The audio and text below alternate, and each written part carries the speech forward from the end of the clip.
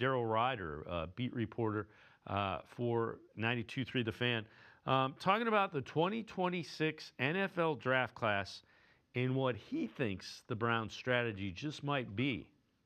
Because the tackle class being what it is, and you know they have 3 or 4 guys that are on one level, and then there's a gap and then and a drop off, and then you get into guys that need some work.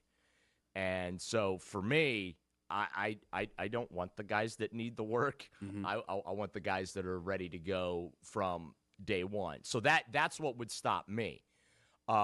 We saw him double up on 2 position groups last year with the quarterback and the running back, right?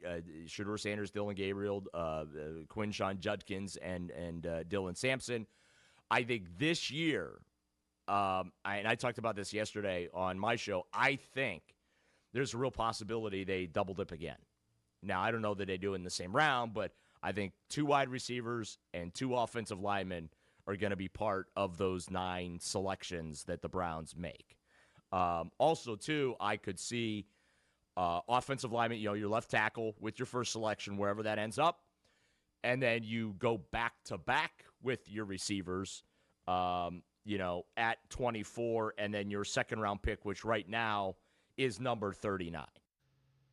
Yeah, I would agree. I think they're going to take more than 2 offensive line. I think they're going to take probably 2 tackles, and they're going to draft a guard and maybe even a center. I could see them taking 2 wide receivers and 4 offensive linemen because you have to rebuild basically the entire offensive line. You got to start on it in free agency, but those guys are going to end up being 30 here in a couple years. And if you're drafting a guy in rounds 3 or 4, it's going to take him a couple years to get ready and be able to play in the NFL, especially on the offensive line, defensive line as well. But I don't think 4 offensive linemen is out of the question in this draft, and I think you need at least 2 wide receivers, and you need them pretty early. They have not taken wide receivers early in a draft under Andrew Berry, and they just need to do that. You need to address that.